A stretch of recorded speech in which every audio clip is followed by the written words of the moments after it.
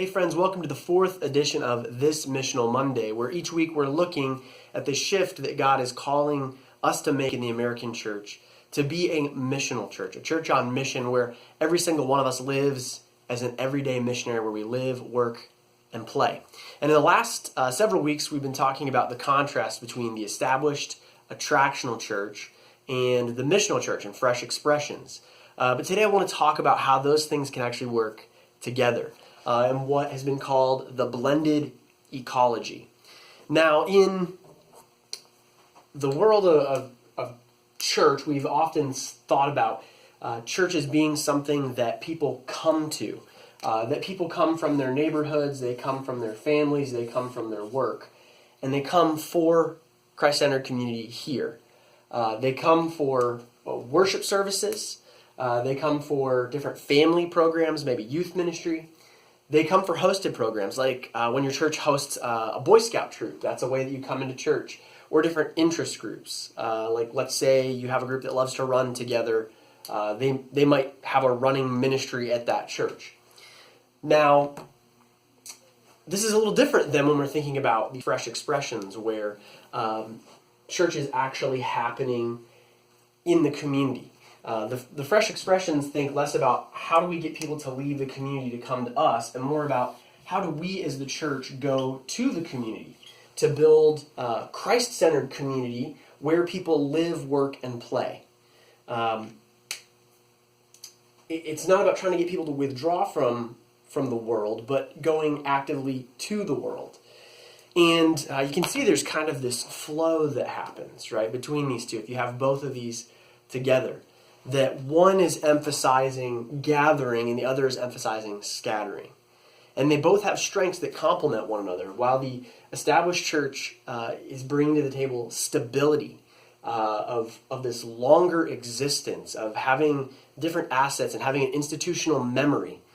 Personally, I believe that God planted every single church for a reason, and that reason continues and helps guide the churches that are emerging. It reminds them of important history, of important traditions in the Christian faith. And it offers broader programming resources that if somebody is involved in your ministry, but then let's say they need counseling, a lot of established churches have that opportunity. But this is all very high cost, right? This is big stuff. It's a larger institution, and it's hard. It's like hard to change it. It's like a big ship. It's very hard to turn a big ship. It takes a long time. It has a high cost. But when you also have fresh expressions, when you're doing missional communities, they're smaller, they're more nimble. You have the opportunity for experimentation. When you're doing something that's big in front of a bunch of people, you want to get it right the first time, right? You don't want to fail. And so that can actually make it less likely to try new things. But when you're trying smaller things, you can try and know that you might fail, but if you fail, you're going to fail forward. So you have that adaptability and that flexibility that's built into it. And by going and trying these new things and encouraging people, not just staff members or paid ministry professionals to do it, but for everybody to go and do it, you're refreshing the missional DNA of the church, the reason why the church exists in the world, which is to reach the world with the love of Jesus Christ. They are low cost as well. You know, most anybody can go and use the affinities that they have with other people, where they live, work, and play, to start a group that can be Christ-centered. You know, if you love running, I use running clubs here that some churches have, but even you, if you already run, you could simply invite other people to come and run with you, and then introduce a prayer at the beginning, maybe a reflection at the end, and you've already got, you know, kind of a form of this Christ-centered community starting to take place, a place where people can come in and experience the gospel in a very lived-out, practical way. These two things provide a lot of support to one another. They're complementary in many ways, which is why they've called it the blended ecology.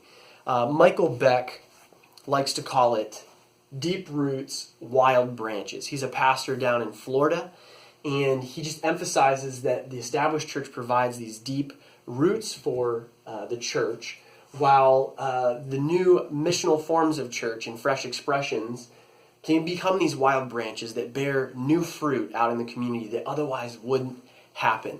If you'd like to know more about the blended ecology, a great book is one by Michael Beck, Deep Roots and Wild Branches. But as we go from here today, I want to know, what are your thoughts? What ideas does this raise to mind? What questions does it raise for you? I don't do these videos just because I like the sound of my own voice. I do them because I want to stimulate a conversation that moves us toward action. So please leave a comment in the comment section below. Engage with somebody else who's already left a comment. We hope that in doing these different things together that we can grow to be the church that God is calling us to be in America. Thanks for tuning in again for this Missional Monday.